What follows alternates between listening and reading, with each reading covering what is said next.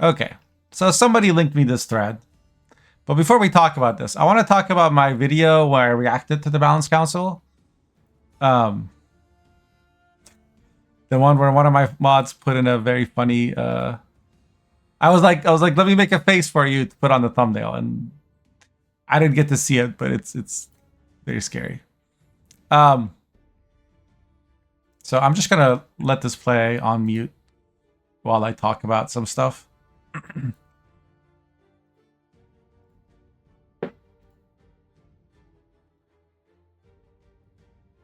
Right, so this is me, like, the patch isn't live yet. I'm just, we were data mining and people were going through the website. In the background, you can see we had our own spreadsheet until a good compilation showed up on Reddit. And so this is like, without having played the game, and this is my first initial reaction. I wasn't trying to make a video or anything. I was just reacting. And like, the more I read, the more, like, I don't know, disillusion I got. Because of, like, there's so many things that, like, would have never even occurred to me to say, hey, we shouldn't do this. They're just, I just didn't think anybody would be crazy enough to suggest them or to vote for them. And that may sound condescending. Sorry, I'm not trying to make anyone feel dumb. Some things seem obvious to me. I'm sure there's things that I might think of that are obviously wrong to someone else. But like, that's my reaction. If you take it personally when someone thinks your idea is really stupid, I think you should reconsider what your priorities are. Another thing to keep in mind is that this is during a bit of a marathon. I ended up going for 19 hours during the stream. Anyway, the long and short of it is, during this video, at some points, I call out specific Russian streamers, call them idiots, morons, lots of other names, and I shouldn't have done that, okay? So I apologize for that. I don't think they were right about anything. I don't think I've changed my mind about any of the changes I disliked. But we'll go through the Balance Council changes, and I'll talk about, like, what I, like, changed my mind about, what I didn't change my mind about. Right? But I just wanted to get that out of the way. So I hope no one's feelings are hurt, and I hope they accept my apology. But I still, yeah. Let's talk about these.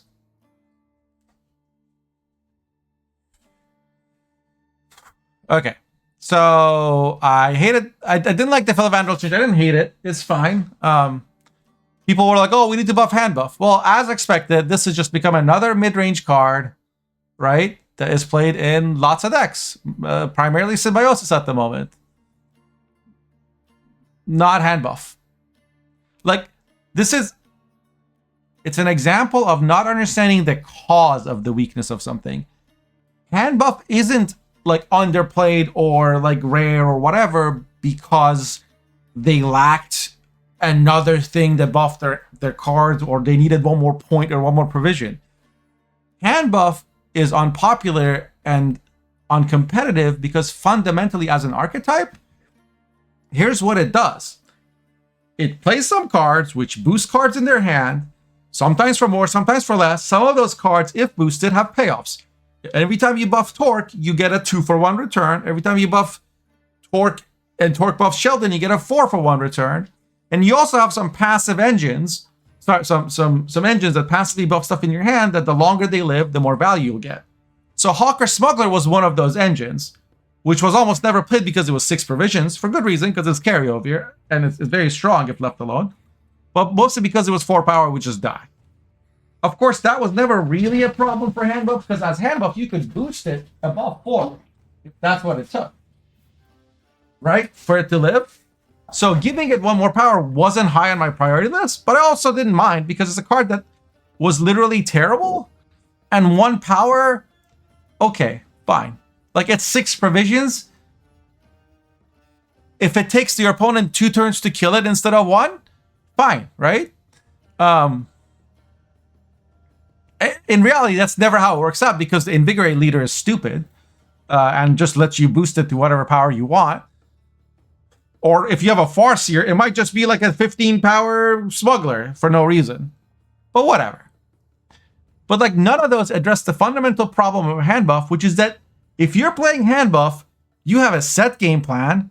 There's cards in your hand, just like when you're playing Onslaught, that are carryover. And if you're bled and forced to play those, you lose. Because what's left in your deck is always garbage, even if it's like a Sheldon or something.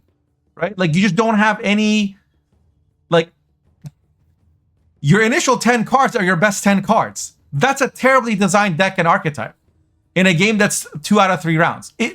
So buffing Circle of Life won't fix hand buff, buffing Smuggler won't fix hand buff. Like,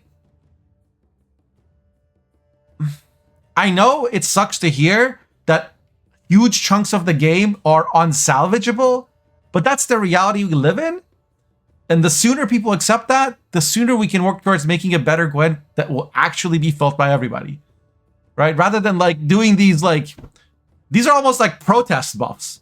Like you're sad or you're mad that hand buff isn't viable and you never see it and you just wish there was more variety and diversity in the meta and all these things that and this is how you're choosing to like act out on your desire for a better whatever. It's well-intentioned, but misguided, and has almost always unintended and often negative consequences. Just like when CDPR was doing the exact same thing. They were like, oh man, we never see any Firesworn played. Let's buff Disciple and make it a crazy, strong 4 provision card. Let's buff Inquisitor. Let's do this, let's do that. And what happened? We just took all those good cards, put them in a mid-range off-the-books deck, and played that instead in competitive. The history of Gwent is full of examples of CDPR trying to buff an archetype by buffing certain cards to be too strong, and then those cards don't end up lifting the archetype or the leader or the faction or those cards just end up being used in the same structure decks that have always been. Like fundamentally, systematically, Gwent is a game that favors the ability to disrupt your opponent, answer their threats, and like have some points. Like you want to have some points on your own that are immune to being disrupted, or at least not very susceptible to it, right? You want your cards to have a high minimum guaranteed amount of points as much as possible. You want cards with a high floor, and you want some cards that have a high ceiling maybe, but you don't want your entire game plan to be like, I sure hope all 7 of these engines live, because that can be easily countered. And it's a player versus player game. A strategy that the opponent can easily defeat is not a strategy at all. It's just copium. Hand buff, the entire design of it is copium.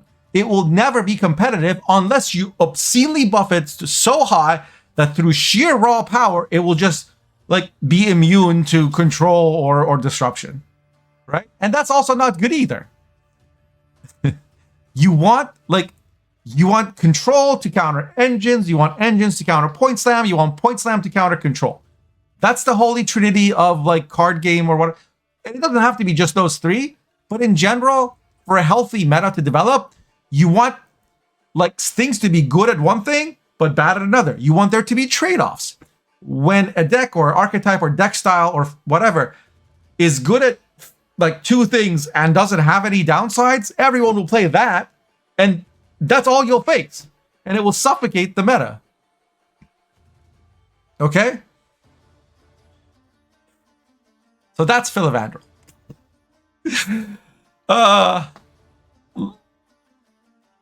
Coral, I haven't changed my mind about. Riptide, it's the same. Like, I didn't think it needed it, but it's also fine now. Like, it's a little stronger, sure. It's a 12 for 8, more in Ogroids. But like, to me, if people think this is a too strong a card, make it 9 provisions. I'd still play it at 9 provisions, no problem. Right? But don't make it 9 power, because it needs to give might when played on the back row. Right? Right now, this card feels really good when you play it in the front row, and feels kind of terrible when you play it back row. Like at back row, it's like why didn't I just play a Goliath for 7 provisions instead of this? Right? Goliath would have 2 more points.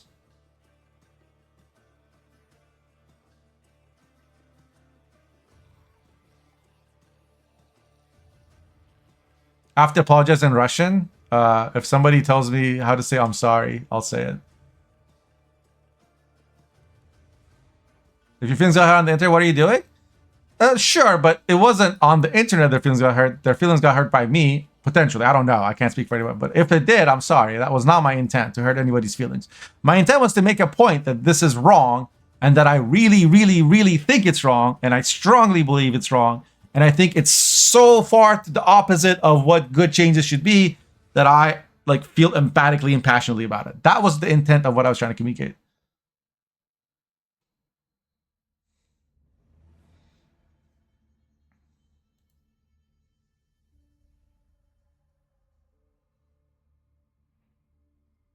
Filla isn't intended for hand buff?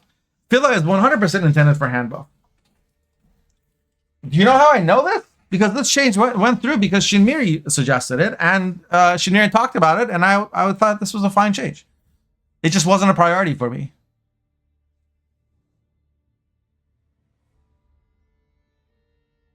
And also, like, nobody was playing it, right?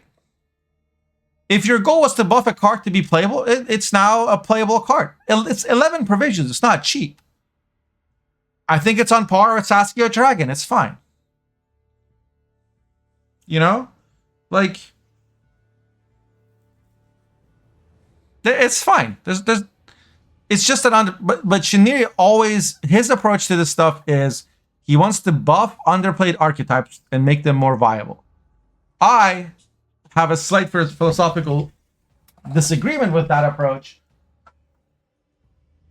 And so I decided to suggest different things, right? But that doesn't mean that that's like an invalid, I don't know. You're splitting, like I'd be splitting hairs at that point. It's not important. All right, so Coral, like, and the skirm buff, I feel the same way about it after a week of playing than I did when I first saw this, because like it's just extra tempo if you happen to draw Coral, Burna, skirms in your hand at the same time. Like, and when you don't, it feels terrible. When you do, it feels good. Like, I would much rather have given skirms 1 power, even though it wasn't something I would suggest, than nerf it by 1 provision. Fundamentally, like, we have to be very careful making every playable, like every bronze we want playable 4 provisions. Like, the provision system is the heart and soul of Gwent. It has to have meaning, and you know, when you choose to put a card in your deck, you should pay a price for it, unless it's like a very specific type of card that's like a filler card. Like, 4 provision card should not be a card that you're like, oh man, I really hope I draw that. Like, you should really hope you draw your messenger or fletter. You shouldn't really, really, really hope to draw a 4 provision card. Like, oh man, I hope I get my Kikimura worker. I sure hope I draw that tortoise. You know? Like, they shouldn't be cards that you're like, that decide the game for you. And trust me, 8 extra tempo in round 1 can decide a whole lot of games. So, drawing or not drawing, like, there should be a cost to putting in a card in your deck that has the potential to be 2 roaches on the board, right? Because most of the decks that play Coral and Burna would play those anyway. If you see me keep getting up, it's because my cat keeps wanting to be let out and back in, and out and back in. For the thinning, like, that's their purpose, if they have decks that benefit from those. And if you want to improve consistency, you can make some of those cards cheaper. But going from 5 to 4 is like, it's like attacking a hornet's nest with a flamethrower. Like, sure, yeah, you'll drive the hornets out, but you might also burn down the house. And so that's how I feel about the casino bouncer and sewer rated change. It's the same thing. You want to give Syndicate a massive buff? I don't know. Make Salamander Mages 6 power. Make King of Beggars 10 provisions. Make Bank 9 provisions. I don't care, right? But stop making cards free. Especially when Syndicate already has a million 4 provision cards that they want to play. Like it doesn't make like most people don't make decks. I would say like maybe 10% of Gwent players actually make decks that end up being decks they play on ladder, right? I'm talking about pro rank, okay? I'm not talking about like, yes, everybody, like every casual might make a random deck and do terrible with it, but I'm just saying like, and in competitive play, there's like 10 guys total that have made decks that are like meta defining or get played widespread, right? Like you could just like it's Miamon, Puzzle, Trusky, Lirio, you know, like there's like 10 people that and most people just take those decks and tweak them or whatever, but like a lot of people don't even bother because it's a lot of work and effort and you got to refine it, you got to test it, etc. Like, so most people may not have an understanding of what is involved in building a deck, but more important than this plays as this many points for that is like, what cards can I fit at these provision slots? Because that's what I have available. Like, I'm gonna play Svalbard, I'm gonna play a Care Troll, right? So what do I have left? Now my choices are between Dwim and Priest. Like that's the vector of like deck building, and a lot of the interesting and fun parts of Gwent are in making those trade-offs. 4 provision cards have no trade-offs. You can auto include them in every deck without paying a price. The only price you pay is like sometimes there's other 4P cards that you also really want to play, and you have to choose because you can't add any more 4Ps without either wasting provisions or cutting like or having to upgrade like one of your other cards to a higher provision card that sometimes you don't even want to do that, right? Like just because the card's more expensive doesn't mean it's better for your deck. Anyway, the Esco Lambert, whatever, I don't know. Did it somehow bring Renaissance to a glorious set of Witcher decks? No, not really. I see more Witchers, but usually it's somebody trying it. And when those cards get played, they're just 15 dumb tempo, or 15 or 12 dumb tempo and 2 thinning, which is coincidentally what Eventide Plunder into Casino Bouncers is. and that's it. Like, Immortal Cav, what did that do? Dawn Banner, I ran into some Voltes cheese decks and then haven't seen it since. Demavant, like, I think the popular NR Zeal deck got a bunch of nerfs, and so a lot of people just like aren't even bothering to try it. I faced it before on ladder and it seems pretty good still, but I don't know that this one power decrease on Demavant did anything. Like I support the Temple provision nerf and mutagen because I feel like 9 or 10 is where it belongs because it should trade evenly with Heatwave. And Tempest provision nerf was good too. It was playing for way too many points. But like I don't know about Demavant nerf. Like ideally, you just nerf Inspired Zeal so that Demavant is playable with other leaders. As like, oh, I missed some cards. Let me get them. And like for 13 provisions, he should be like a threat you have to answer. That's fine. He's a pretty expensive card. That's not to say, like, I'm not saying we should revert the power nerf, but I don't know that it was necessary. That it was like this is now even less playable in, let's say, Stockpile. And it has a cooldown. You should be able to play it in Stockpile with Henselt and stuff, but you can't. Or nobody will. Because you just drop it and at 6 power it will die to a spear or a parasite or assassination or whatever. Like, it's just like, it's way too much of an investment to risk when for it to just like die to one removal card. And they're like, even to heal it would trade down if you don't have Zeal. Like, yes, the fault is on CDPR for having a card with such a high ceiling that fundamentally promotes defender style gameplay. But yeah, we just blood us -1 power. I don't think it's affected anyone who was playing it in the deck. Oh no, instead of 20, it's 19. Oh no, like that's whatever. I mean, if somebody wants to keep wasting their votes on this and get it down to like 17 or 16, fine, great. I'm not going to be unhappy about that. I won't be voting for this. Because in the 4 months it takes to get this to 17 or 16, I could make 4 other cards viable and playable. Or you know.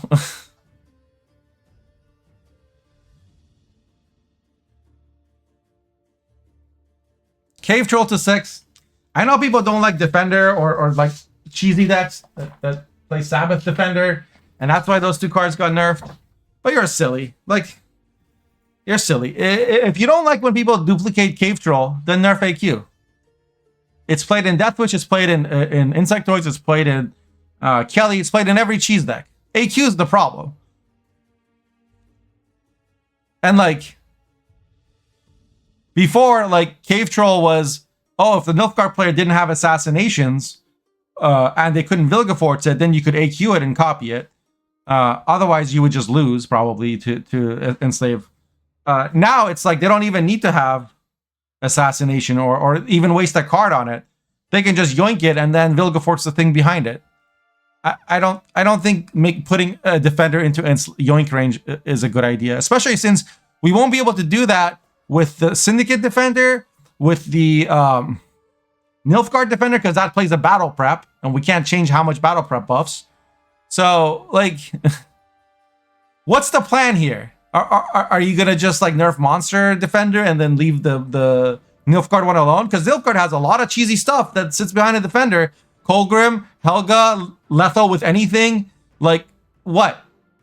Have you forgotten about Cultists? I can play Defender and Cultist now. Like, Syndicate Defender was the only one played in competitive.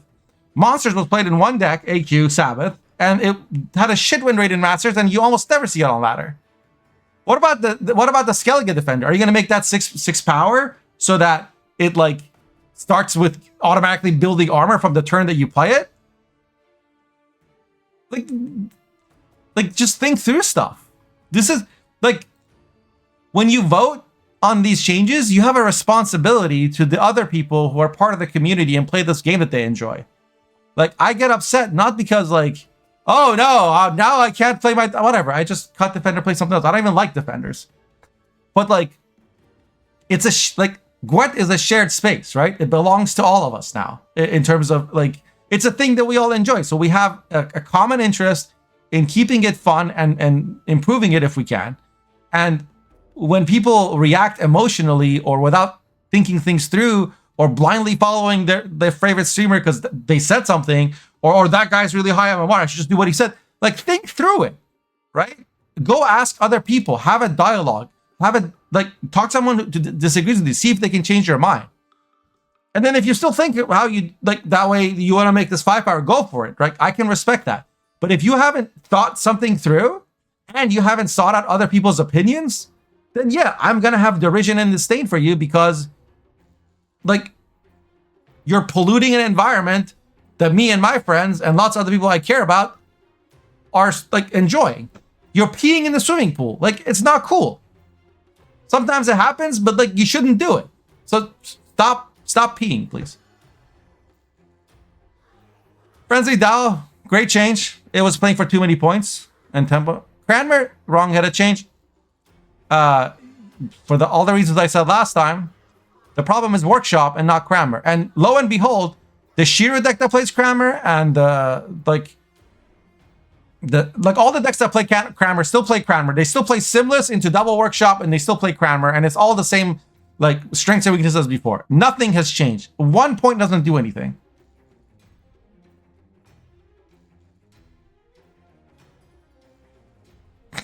Thanks, Meow. That joke, that was something. Vilda Carl. Okay. Like that did. Nausicaa and Slave Driver. This has been impactful. I don't see Assimilate running these cards anymore automatically. I've been seeing a lot more Ivo, like, Smorky Dork, like, play Battle Stations turn 1 decks.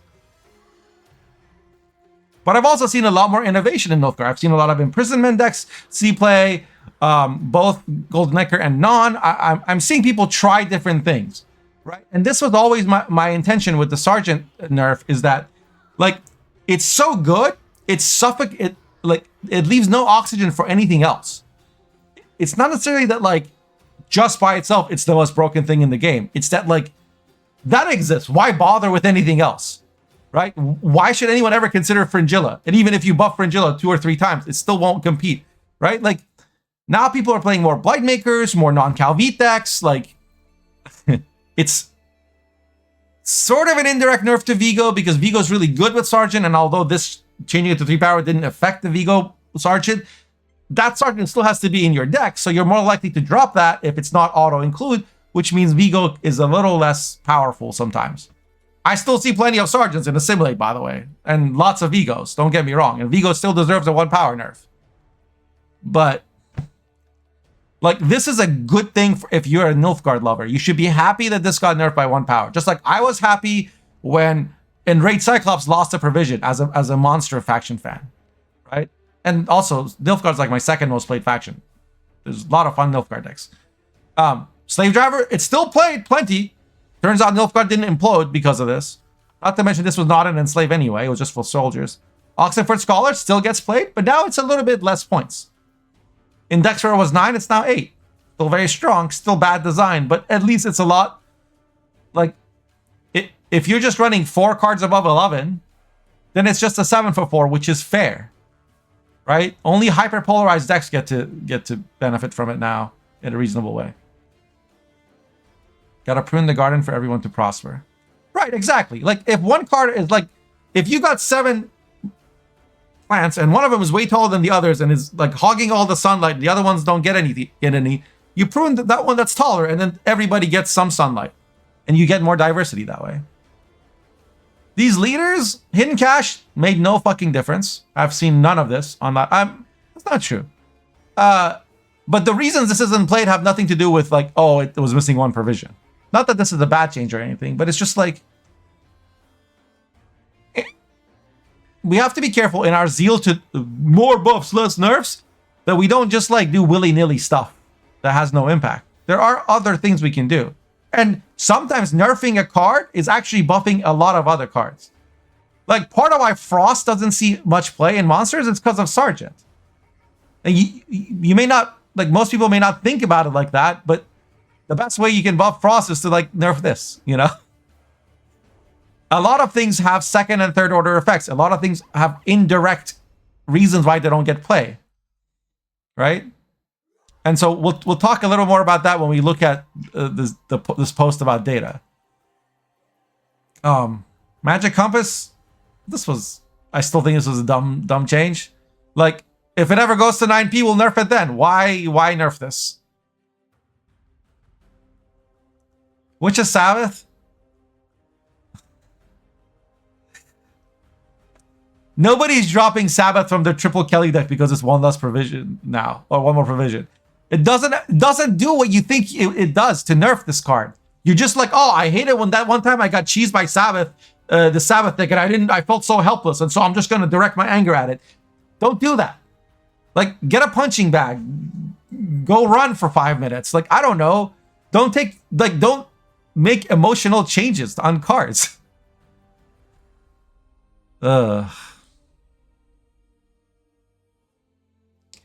Like, Sabbath got nerfed, right? And Defender got nerfed. But what happened to Monster win rate? It still went up.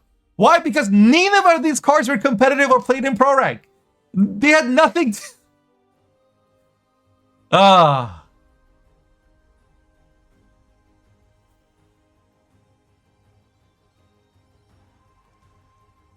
Dame, Ball is still playable. They've had to cut, like, Fergus, which I'm fine with. I think this is fair for it to be at 6. Same with Onager. Thirstane was not a priority for me because, like, part of why Ball was good the previous season was because NR was so good and Ball countered NR. And now that NR is gone, Ball is also gone. And it would be gone whether you nerf Dame or not. And so this Dame nerf wasn't necessary at all, but this is not one I would recommend reverting. I think it is fair at a 6p card, and there should be... The Ball deck had too many threats that you had to answer. And it was too hard to bleed them, and they had a good short round, good long round. They had Joachim. Like, it was... They still have matchups they ought to lose, and I think those should be addressed, but I don't think you can address that directly. I think the problem there is more like the Highland Warlord decks and, like, the Kill Everything decks just demolish Masquerade Ball.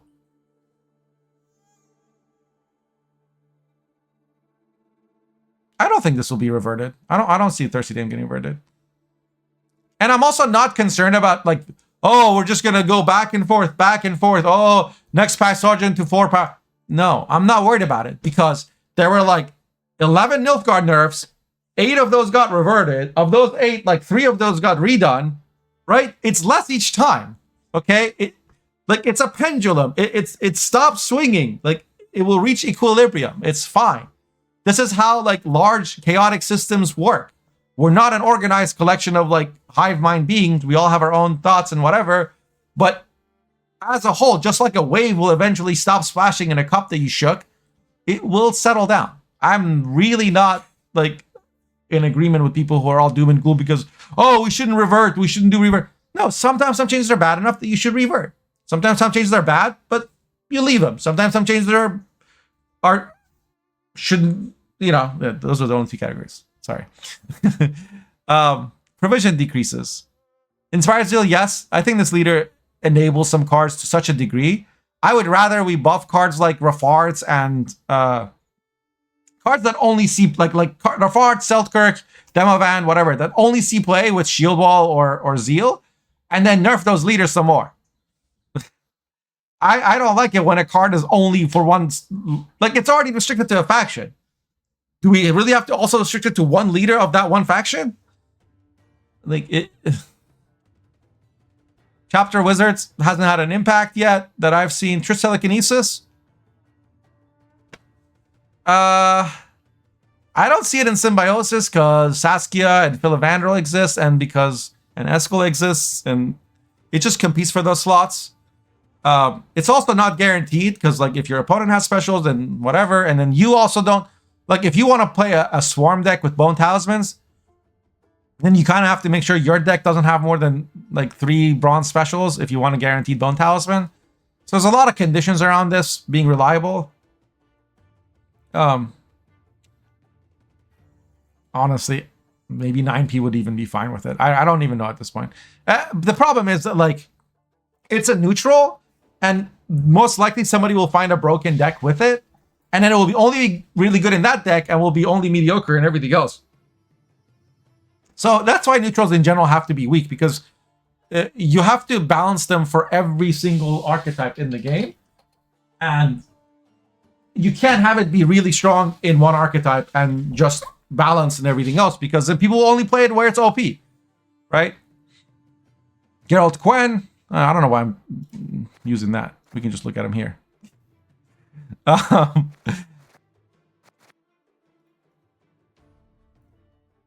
Geralt Quen, I've seen this a little bit more played. People still don't play Golden Necker, partly because Golden Necker got nerfed to 10 provisions, and also partly because like there's just decks you need to tall punish, like Symbiosis, and Golden Necker can't do that. Golden Necker doesn't have the stamina to go toe-to-toe with Syndicate decks, either Devotion or non-Devotion, just Syndicate decks with Madame. And it doesn't have the tempo to survive round 1 against Symbiosis. And when Symbiosis wins round 1, they'll bleed out your Golden Necker, and then you lose the short round. Fallen Knight. This was not a change I was in favor of, but I would say I've changed my mind on this. I think it's fine. Did it save Congregate or Firesworn? No, not really. Is this card played a lot more? Not really. It's played a little bit more. It's more viable. But it's playable now, and before it was almost like too expensive. And I also don't mind if it gets played in other decks. It's fine, I think. I mean, it has Veil, and you can res it with Hamilfart, so, like... But the reason I think it's kind of fine is because it's 4 provisions. Sorry, 4 power. So unless it's comboed with something else, it can die really easily. Circle of Life, I think this was a bad change. All that did is now Symbiosis has engine protection. It just buffs Symbiosis, and Symbiosis didn't need buffs. It was already like way too good for how brain dead or linear or binary it is. And we talked about this, we talked about these. Brawler, I haven't seen it as a problem. I don't know. You could make this 5 provisions and I wouldn't complain, but yeah. So I would say of all the stuff in here, the things that I've changed my mind about since playing are, I thought Dawn Banner would be more of a problem. I thought Fallen Knight would be more of a problem. This is still dumb, but the one that is like a huge problem still, aside from, so here are the 4 biggest issues with the changes last council. Number 1, casino bouncers and sewer raiders being 4p. That's ridiculous. And you're just playing 8 for 4 with 1 thinning, or 7 or 7 for 4 with 1 thinning, or from Eventide 11 for 4 with 1 thinning. That's insane. That's insane. That's a Tempest. Okay, your Eventide Plunder can be a Tempest, and it's instant. Like that's bonkers. How is it that we nerf Tempest by 1, and then this is the worst change?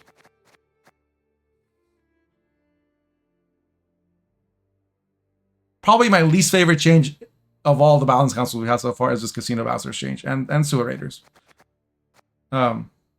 Lackey, on the other hand, it now has made Senior auto-included every Syndicate deck, and not because they want to play crimes, but because it's a 12 for 8. And it can be up to a 5-point a turn engine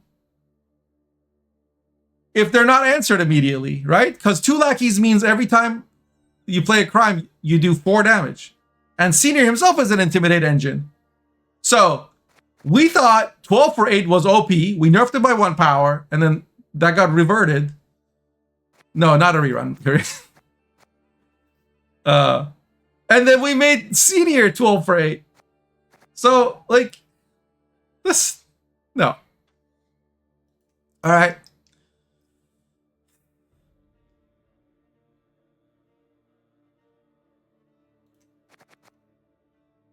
My favorite changes from this last council,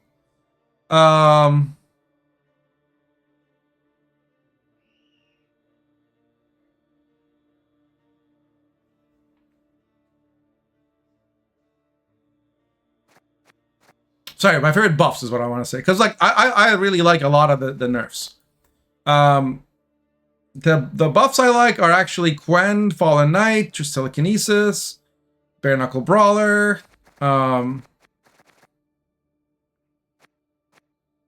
Philavandro is fine, I think, and Ethereal gets played now. I don't think it's that big a deal. Oh, we haven't talked about fruits. We'll talk about fruits. Was fruits as a leader deserving of a buff?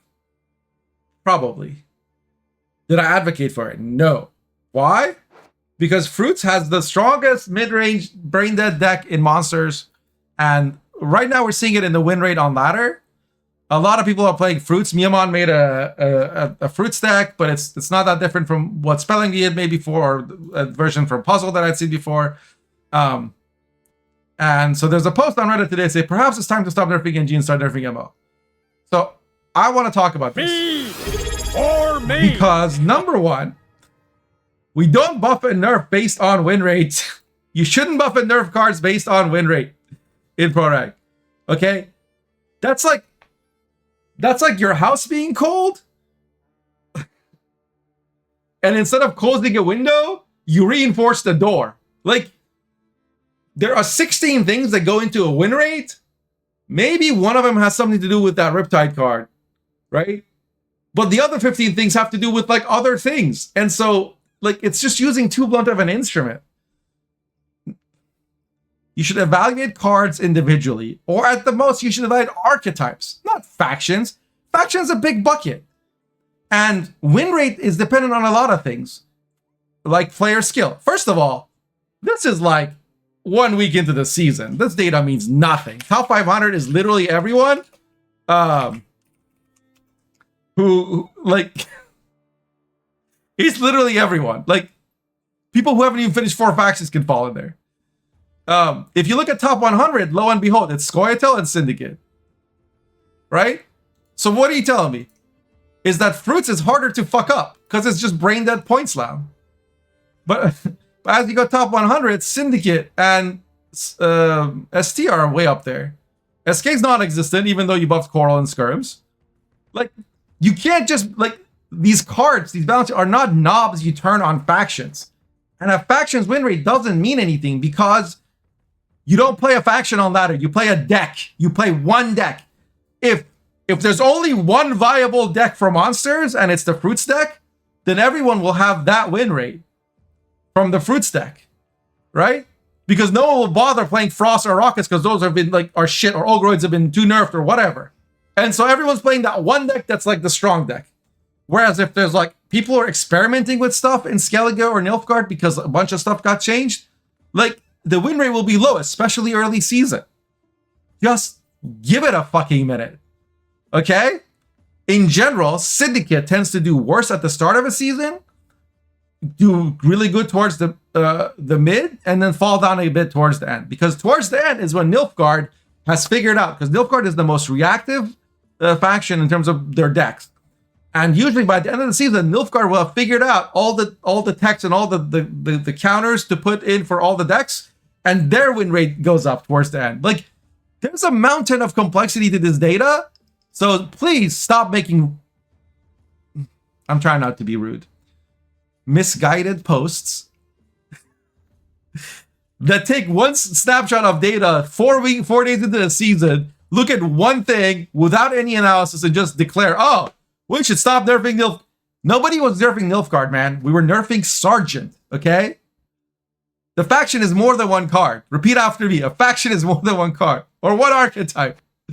And this is a good thing. As a Nilfgaard lover, you should rejoice for these because now other things are possible, including buffs to cards like Lydia, which I will be personally voting for to make it 8 provisions next season. For no other reason than it would give him some help in matchups like Alchemy and Symbiosis, and also because Lydia sees no play, and it's a buff to assimilate that doesn't involve like hefty Helga Stefan, like Torres nonsense, or Sergeant spam with Ramon, or battle stations with Ivo. Like, Gabane was talking about this earlier on his stream, which is that like, just like he specifically is the one who I stole this argument from, which is that when a mid-range brain, like a relatively simple to play deck, like the fruits deck that everyone's playing, and if you don't know what deck that is, most likely the version you'll run into on ladder is this, and it's a deck that just plays a bunch of high point bronzes, like Necro Warrior, Fiend, Griffin, and plays them with Megascopes. One of my always pointing part I'm always pointing out as a problematic card, right? And because like this is an 8/4 with a fruit on the board, right? This is whatever, and then it combines with Lilith's Omen that pulls on Mamuna and Bloody Mistress. This is irrelevant. You could do it with anything else. This always gets answered, and then you have 3 fruits. The point of the deck is that you play 4 provision cards that play for good tempo, so you can trade up with your opponent. If your opponent wants to stay in round 1, they gotta keep giving you like better cards than you're giving them. And your Mega Scope, which is a 4P card, plays for 9. And then you can defend the bleed or bleed with Mamuna, which plays for like it's 20 points of point slam. Now in a long round 3, this deck will lose to a lot of engine decks if it can't answer like everything they do. It will definitely lose us to wide decks, like swarmy decks, right? And I found no trouble beating this with Syndicate. You just kill the fruits when they do their Omen thing, if they happen to pull off the combo. And then rest of the time, just go wide. Don't go tall. They have Heat Wave, they have Erendite, they have Riptide. Some of them even run Toad instead of Ethereal. They have a Spore. That's it. They don't have anything else. This deck was strong last season? No, Ethereal's not the win con at all. You could take, I mean, honestly, I think it's more solid with Toad. Ethereal has nothing to do with this. The win con of this deck is you have really good tempo with 4 and 5P cards. You trade up against your opponent. You have Mamuna to bleed or defend the bleed. And the whole time you tend to keep leveling your Erendite because your points come in big chunks. That's it. And you have enough answers for most of the major threats of most of the meta decks that you're not going to lose to like an Acherontia or something.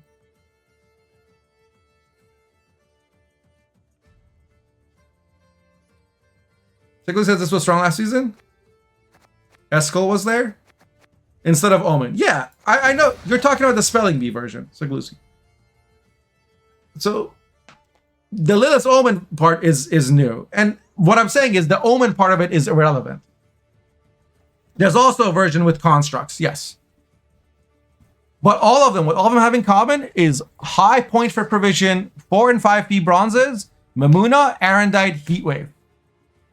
And that deck that was already pretty meta, pretty popular, but not as popular as it would be because it's kind of boring to play, got 1 power on Cyclops, it got 1 provision on their leader.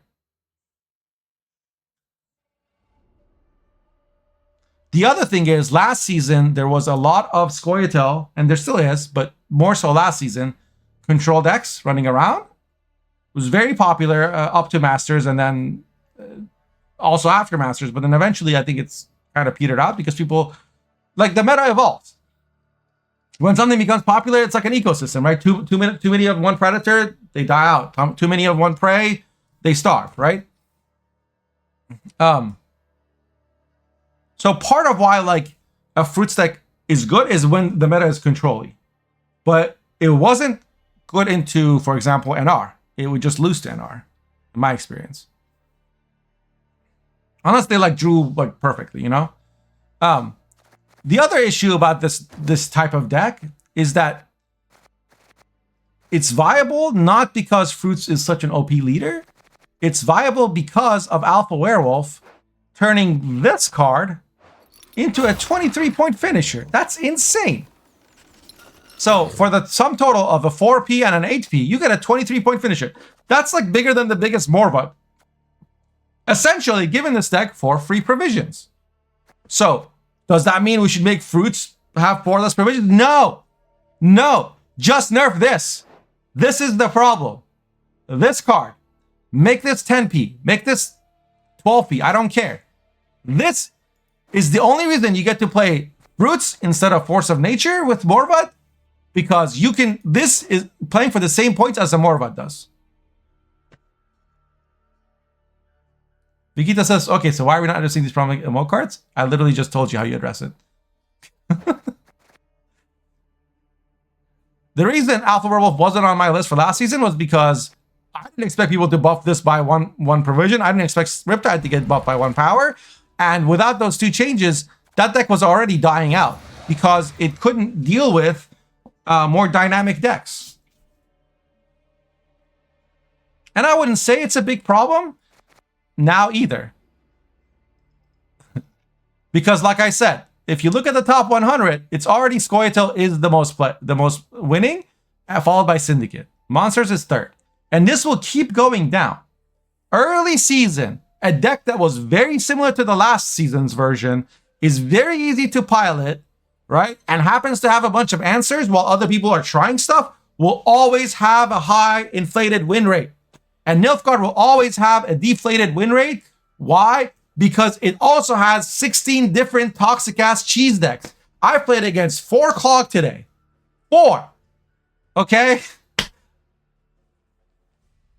Those decks will bring down the win rate of the competitive decks.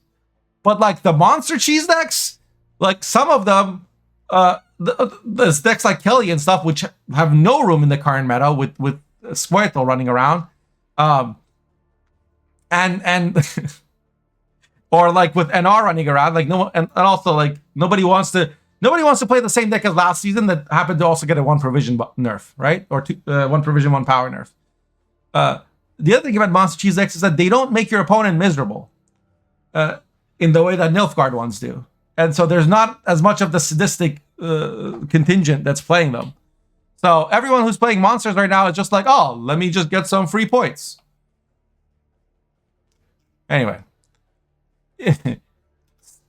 Just stop looking at data like 5 days into a season. It's moronic. Here's the top 100 last season. This was mostly like what, Death Wish and Fruits, and this was Acherontia, right? If you look at the mirror correction rate, NR was number 1, followed by Monsters, and NR got the most nerfs. The Monsters got some irrelevant nerfs to decks that no one was playing for competitive, because Arrakis Queen Sabbath was only a tournament deck for a blue coin, And even there, it did poorly. Repeat after me. Sabbath is not a problem. If you lose into Sabbath, come to my stream. I will show you how to beat it. I will show you how to beat it without Heat Wave. I will show you how to beat it with a rent-free deck. I'll show you how to beat it with Enslaved, with Devotion. I'll show you. Like, we'll do a friendly. I will walk you through it. I promise you. I will do free coaching for anyone who has trouble against a Sabbath deck, and I will teach you how to clown on them. I almost never lose to Sabbath decks. There's lots of things you can do. Just trust me. Come by. I'll help you out. Now I want to address some of the comments down here. This faction was probably hated by most players, but this is Nilfgaard. That's not why I got nerfed. More reverse to NG next BC. I don't. And I think this would be silly. I voted to nerf 2 cards for NG. Those were deserved nerfs. The Damon Slave Driver. Unfortunately, Slave Driver didn't receive the appropriate nerf. It should be a 6P card, not a 2-power unit. I think it's fine as either. A lot of NG nerfs received were undeserved.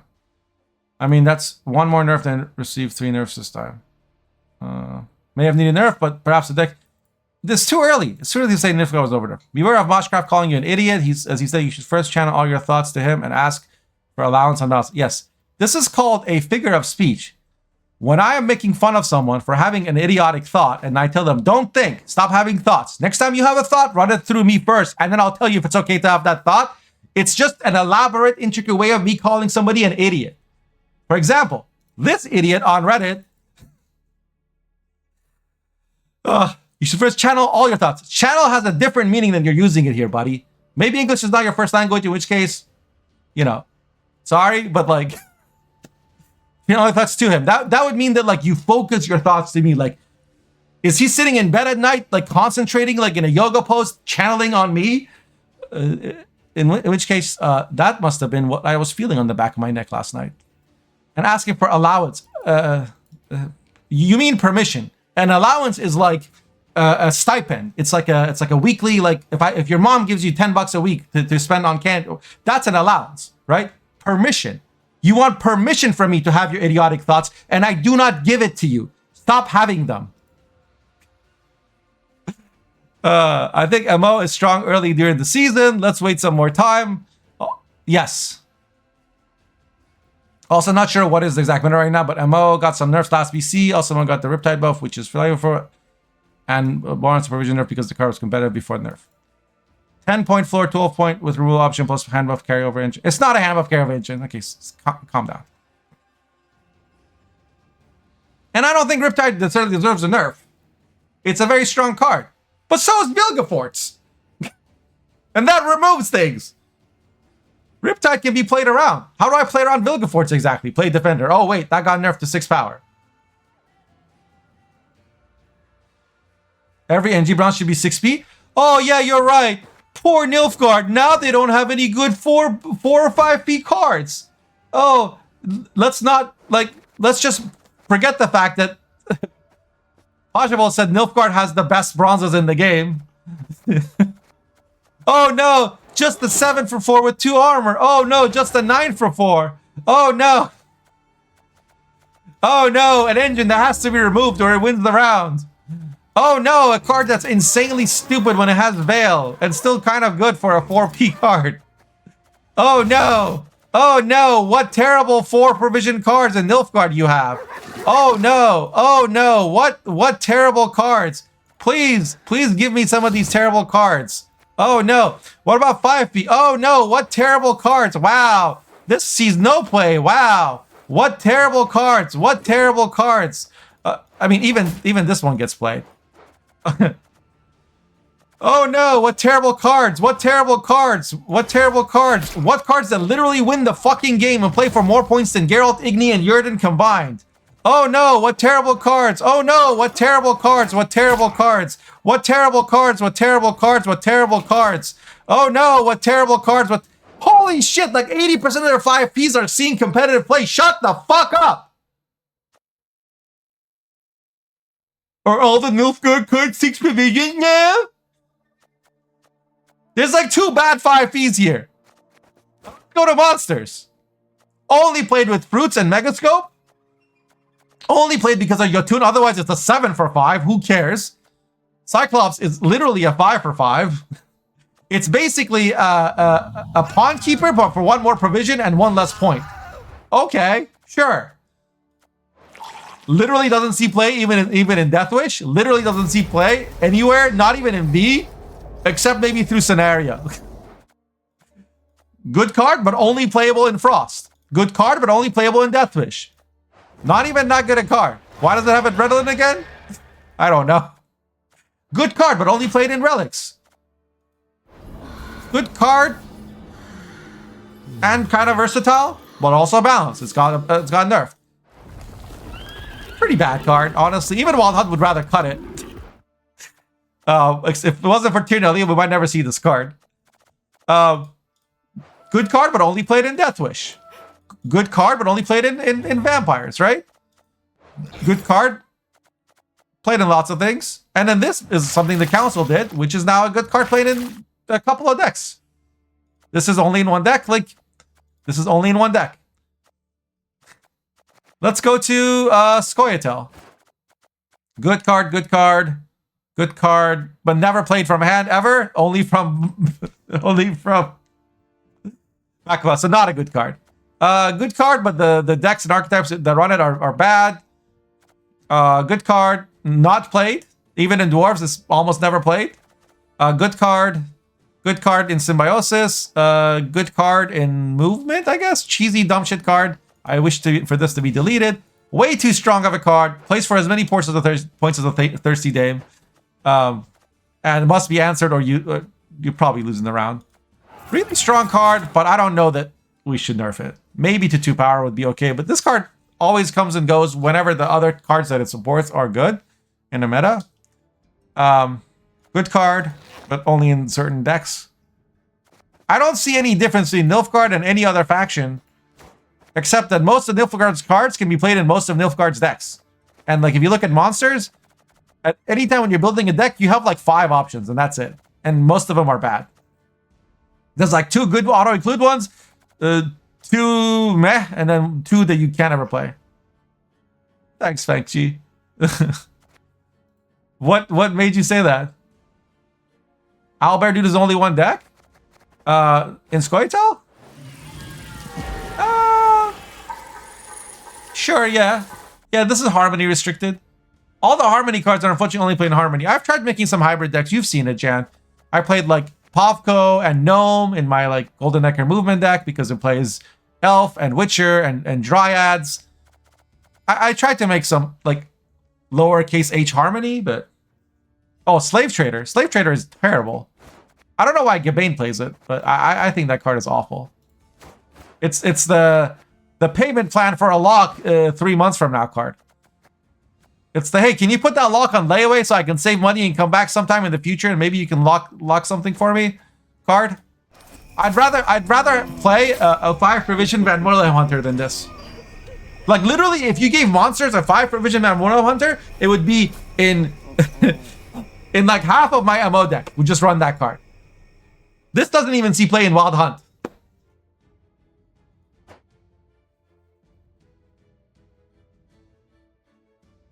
Can this be 4 power? It's just dumb design. It's just dumb design. Like, what? Like, why do all the monster cards have this condition that it can only affect smaller things? Bro, if a card was smaller than 3, I wouldn't poison it. I'd just fucking kill it. If the card was smaller than my NL Slave Trader, I'd just hit it with a Wild Hunt Warrior or a Phantom or a Toad. My problem is killing big stuff. And Imler's Wrath is 1 card. Meanwhile, Nilfgaard has 9 different ways to answer a tall unit. Which drunken... like, cards should be solutions to problems. Not like an idea you had while intoxicated, you know, drunk dialing your ex-girlfriend, and you were like, oh, I know, I'll just make a card, put her face on it, and call it the Slave Trader because she enslaved my heart. Or some other emo nonsense. Yeah, she literally whips slaves. Like,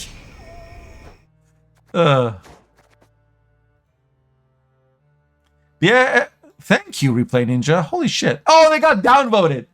Be wary of anyone just posting stats in a vacuum. These aren't official numbers from the devs. It's only represents ranked players, and it's not a comprehensive view of the game.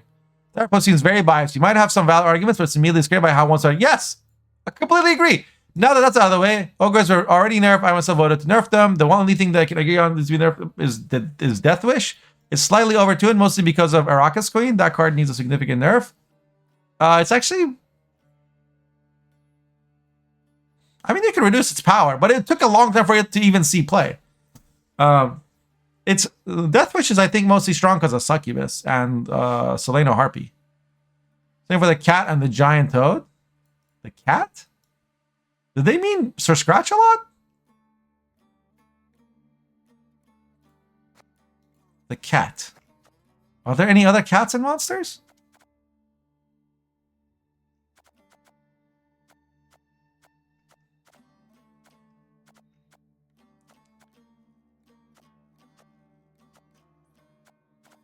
Giant toad? Giant toad's... I mean, it's very strong, but it's... The Death Wish cat? Is there a Death Wish cat? Oh, yeah. They mean this. Yeah, this card is kind of OP. We should nerf it down to 6 provisions. So I know why they got downvoted, because they pissed off both sides of the argument. That a lot of the location cards that were recently added are overtuned, except MOs, NR, and SY location cards are very OP. What location is he talking about?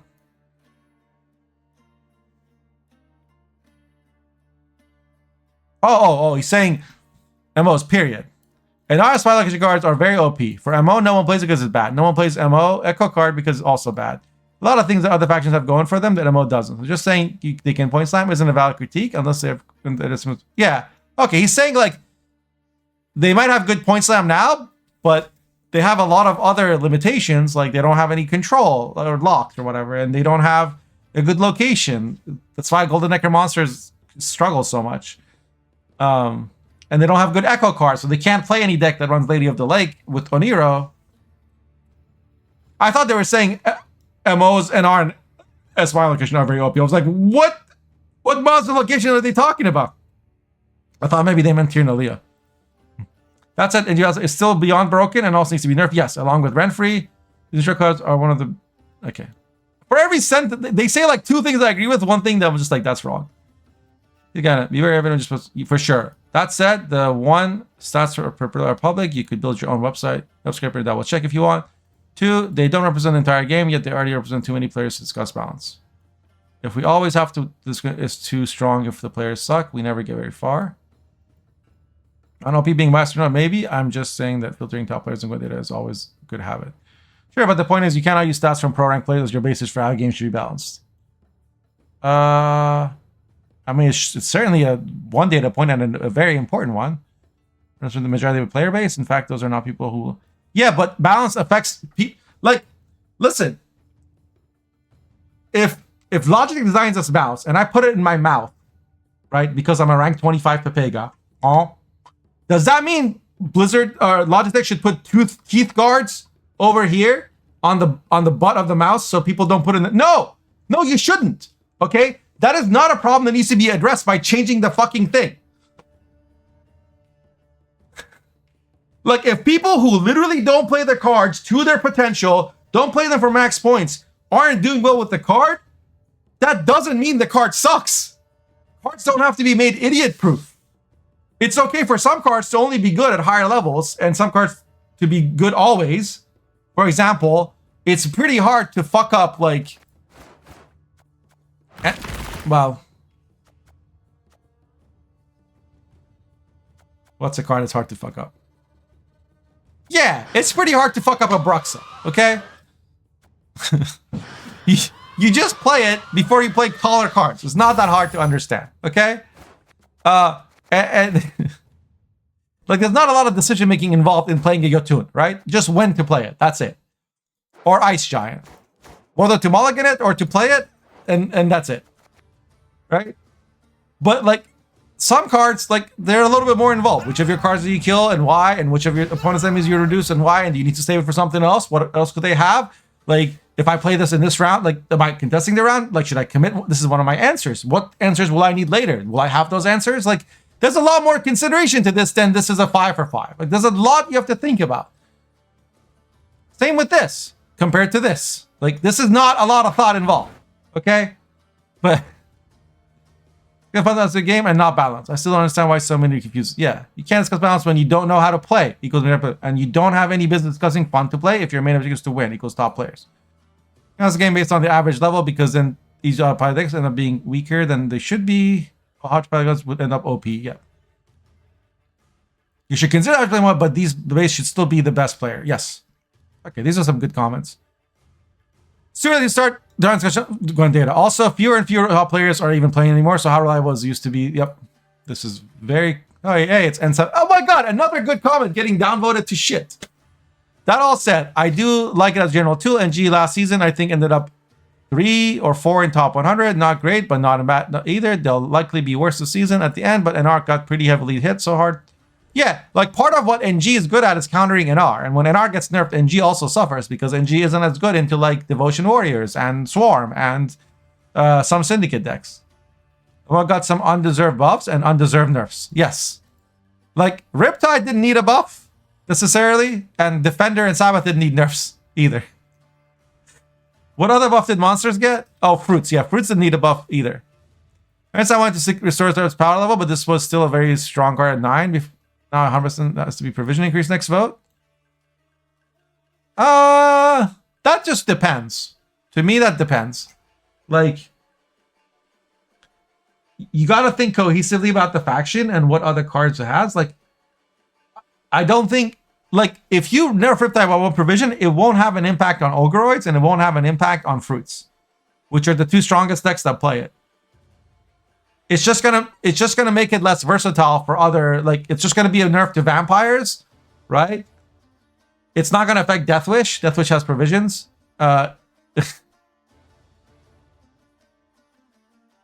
Literally, it will just like nerf vampires and some other like off meta decks. Because no Sabbath deck is playing Riptide either. So I don't think we should nerf it. Wild Hunt? Yeah, it affects Wild Hunt too. Yeah, like nerfing Riptide is a nerf to vampires and Wild Hunt. And that's it. And like, you should ask yourself, is that a priority? Like, I don't think it's a priority. Should it have been released at 9? Maybe, I don't know. But lots of cards are released at really high levels, and it's like... The votes going through are mostly foolish and short-sighted because the top players are an influencer are pushing votes based on their favorite cards and their ill-advised idea of balance instead of actually trying to bring down all the strongest cards and bring up the weakest. Okay, not all of us are doing that, I would like to think. No, he's not one of my viewers. But I've seen him in chat before, but he's not a regular. These were my personal votes last season. I was buffing Casino Bowser by 1 power, Hoffer Singer, Plumard, Nausicaa Sergeant, -1, Oxenford Scholar, Kikimore Worker, Onager Slave Driver. I was doing a provision increase instead of power nerf. Armor's Workshop, which nobody else apparently did. Gwen, Protoflutter, and Imlerith. I'm sorry. What was it that influencers are doing? Pushing them based on their favorite cards or their ill-advised idea of balance. Okay. I don't like Protoflutter or Imlerith or Plumard or Hofrasinger. Yeah. None of these are cards I like. I think this deserves the buff. Same with this. And I think Vamps deserve some love. And I thought maybe this card could be a way to do that. Give them a little bit more, like a card that can play when there's no units on the board and you don't feel terrible about it. Forgotten? No, I would play Imlerith at 8. I played it at 9. Because it enables Incubus, it enables Ozrel, it enables... and you can combo it with Fisher King to draw like Kashi. It's good in a rent-free monsters deck. And then it also enables Mimuna, right? So you can use Imlerith to eat a Griffin so that you can play Griffin outside of Fruits. So you can use Griffin, Imlerith on a Griffin, usually like late round 3 when they don't have a Squirrel or something, or Remedy available probably, and then immediately Mimuna. Like, or you can Imlerith Mimuna round 1, right? Which is things that you, like, it's a card that opens up a lot of possibilities.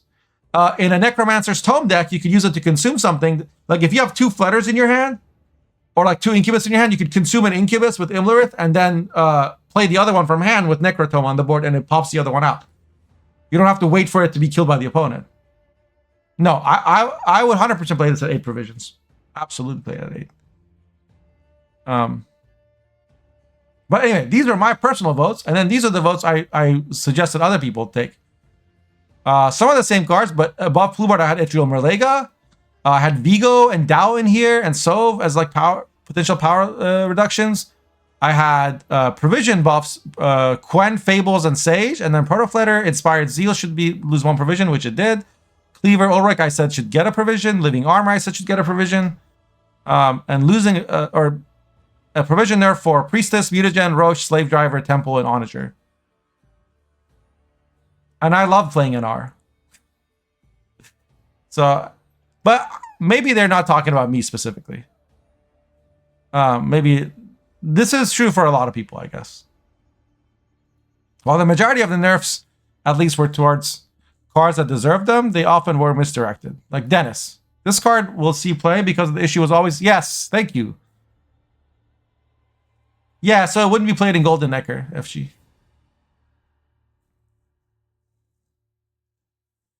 And as a nerf to Priestess. Priestess, like, even right now, Priestess is too good. It lost 2 provisions because of the Onager nerf, but you could still play it. And but like, it's not going to be my vote for next council. It was just my vote for last council, or a recommendation as a card you could nerf. Just because I think like playing Roche and playing a priest 2 threats in 1 turn and clicking them a million times and playing for 60 points was not wholesome or good for the game. The only counterplay something, whenever the only counterplay something is mill, there's a problem. Yes, 5 buffs, while welcome, were mostly the cards that were now argued too strong instead of focusing on the actual bad cards. Yes.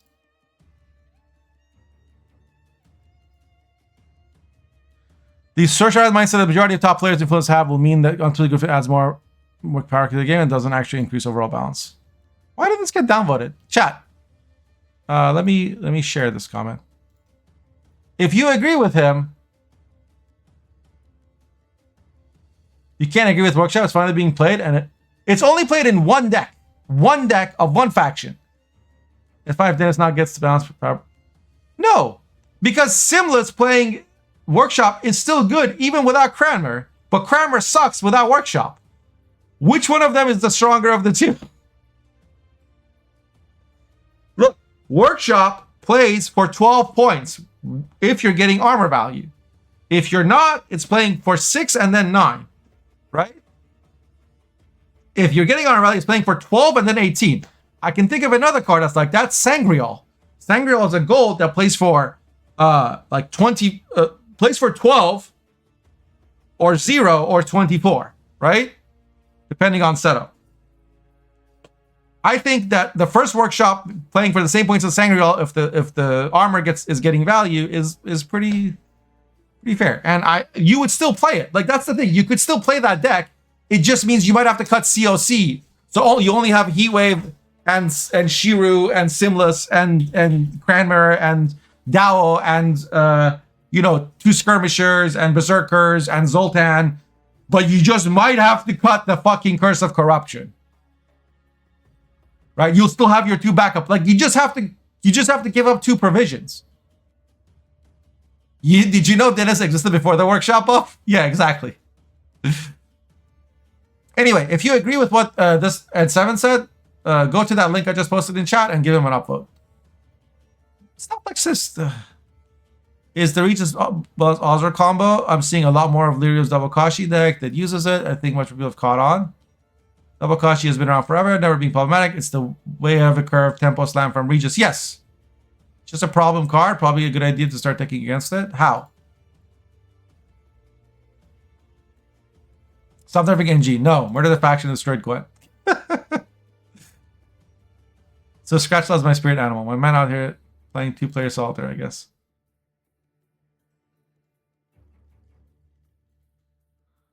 I can understand the hate towards NG. Ha ha ha ha ha ha. Is this irregular? Got minus 15 votes. MO is OP. Finally, the faction I've played and loved most is strong. Time to reinstall. What? Why did I get downvoted? Playing against NG makes the game unfun to play, so no for me. Why did that get downvoted? I said it's not, I don't, because it's not fun for me. Holy shit. Oh. Dude, the season has been on for less than a week. These numbers don't mean much right now. The season will evolve throughout the month. Oh my god. Imagine trying to teach reason to Reddit. Actually, there's a lot of reasonable people in Reddit now, it seems. Or maybe always, but the comments are usually reasonable. The posts are terrible. The votes are terrible. But the people who take the time to write are usually fairly thoughtful. Winter cycle, you play a card, I get the boost. Okay. Congratulations. A move well made. You're just going to have a lot of Slice of Doctresses with Igor. Been there, done that. Chroma's your spawn combo? What's this? Oh my god, I'm not watching a 3-minute clip. Do arrow keys work? Reddit. Keyboard shortcuts, my guy. Computers have keyboards. Did you know this? Did you know computers have keyboards? Oh my god. Okay, so you have a lot of crows. What's the point of all this? You're playing against poor hand buff.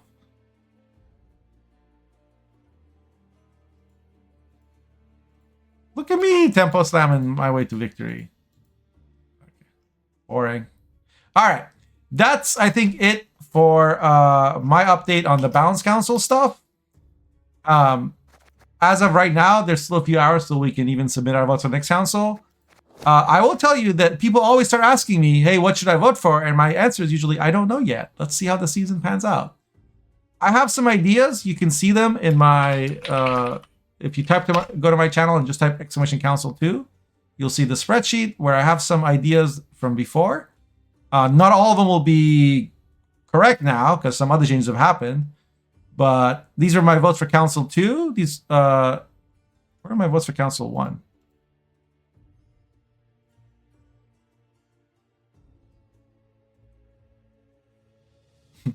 These are things I was saying to fix problems from Council 1. Compass +1, Reaver Scout +1, pulling the strings +1. But I ended up changing my mind on pulling the strings. It ended up not being as much of a problem. It was like a nerf to Sesame also.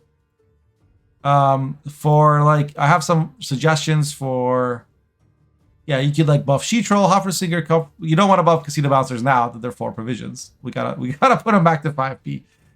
Madame already got this nerf. This already happened. This already happened. These all already happened. You can still buff Sage and Land of 1,000 Fables. Gwent already happened.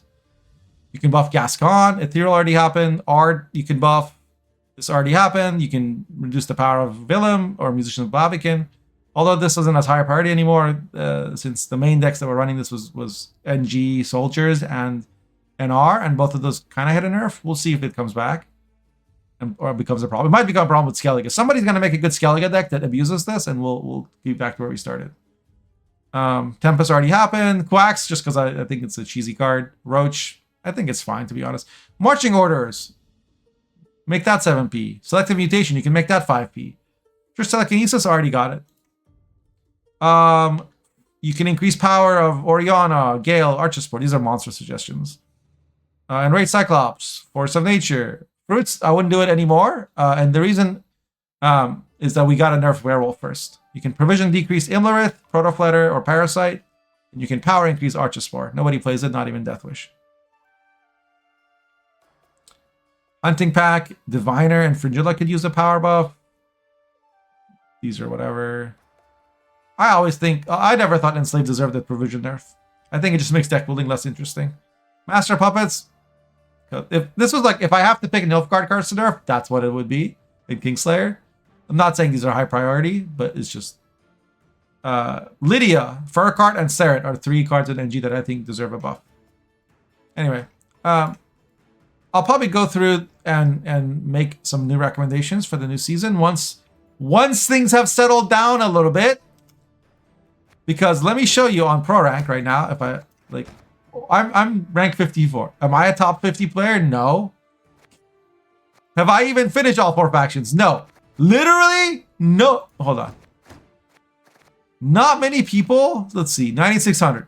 If you were to just play and immediately forfeit 100 games. Okay, you would be ranked number 31 in the world. And I'm pretty sure Artem does that because he likes to make very elaborate and sophisticated meme videos. See? He is number 31 in the world. So your top 500 data, okay, is 30 valid, data points. And then everyone below that hasn't even finished their placements. So that top 500 on this beautiful and insightful Reddit post about monsters being OP is literally based on 469 zombies that don't count because they haven't finished placement. Holy shit. Holy shit. Look at the top 500. Get the fuck out of here. And on that note, thank you for watching. Please like and subscribe, and I will see you on the next video.